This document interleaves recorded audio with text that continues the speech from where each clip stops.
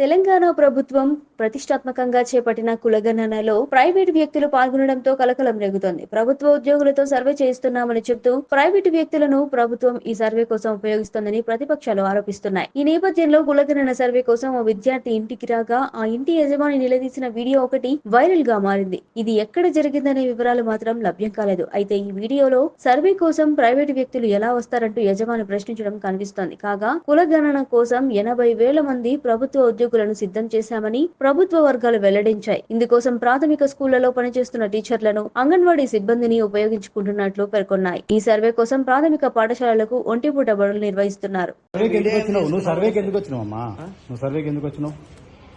ఏం లేదు, మా తెలిసిన వాళ్ళు చెప్పారు.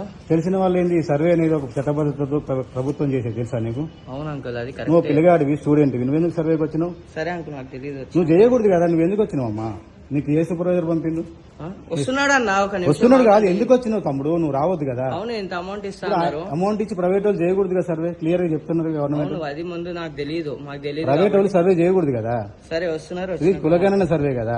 అవునవును, చేయకూడదు కదా ప్రైవేట్ వాళ్ళు. మీరు ఎందుకు చేస్తున్నారు అట్లా? ప్రైవేట్ వాళ్ళని ముందు మెన్షన్ చేయలేదు కదా అన్న. ఎవరు ముందు? ప్రైవేటా గవర్నమెంటా? నేను స్టూడెంట్ అన్న, ఖాళీ ప్రభుత్వ ఎన్యూమరేటర్ మాత్రమే సర్వేకి రావాలి, తెలుసా? అవును. నువ్వెవరు? నేను స్టూడెంట్ ని. ఎందుకు వచ్చిన సర్వేకి? కాకపోతే మాకు ఇచ్చారు. ఆయన ఎవరు నీకు ఇవ్వడానికి? ఆయన రమ్మని ఫస్ట్. సరే వస్తున్నాడు, ఆయనతో మాట్లాడతా. ఆయన రమ్మని లొకేషన్ పెట్టినా. నువ్వు ఎట్టి పరిస్థితులలో మీకు రైట్స్ లేవు, ఎందుకంటే ఇది ఖచ్చితంగా పర్సనల్ డేటా కూడా ఉంటది, మీకు ఇవ్వకూడదు మేము. మీరు వచ్చి సర్వే చేసుకుంటారు. అవునయ్య, తెలియని వాళ్ళు ఉంటారు, ఇస్తారు సర్వే. ఇప్పుడు మోసపోయే వాళ్ళు అందరూ పోరు కదా. మీకు ఏ విధమైన రైట్స్ ఉన్నాయని మీరు ఏదో కూలీ తీసుకొని సర్వే చేస్తారు? గవర్నమెంట్ ఏమో, మినిస్టర్ ఏమో ప్రభుత్వ ఎన్యూమరేటర్ వస్తేనే సర్వే వివరాలు ఇవ్వని చెప్తున్నారు. మీరు ప్రైవేట్ పిల్లలు వచ్చి సర్వే చేసుకుంటున్నారు. వాళ్ళ జీతం తీసుకోవట్లేదా? ఇది పెద్ద బడ్జెట్తో కూడినది ప్రభుత్వం. ఇది మీకు 5-10 ఇచ్చి మిమ్మల్తో సర్వే చేయించుకోవడం ఏంది? చెప్పండి బాబు, ఇటు చెప్పు. చెప్తాముడు, నేనేం ఏమన్నట్లే, నువ్వు వచ్చినావు కాబట్టి అడుగుతున్నా. నువ్వు వచ్చినావు కాబట్టి ఏ రైట్ మా ఇంటికి సర్వేకి వచ్చినావు? మా వివరాలు అడగడానికి వచ్చినావు. నేను ముందు రాసుకుని వెళ్ళిన కదా. నీకు ఏ రైట్ ఉందని వచ్చినావు? చూడండి, ముందు నీకు ఏ రైట్ ఉందని వచ్చినావు తమ్ముడు? అది చెప్పు. నువ్వు ప్రభుత్వ ఎంప్లాయీవా? లేదమ్మా, నువ్వు ప్రభుత్వ ఎంప్లాయీవా? ఇది చూడు. చూడండి, మీరు ప్రభుత్వ ఎంప్లాయీవా?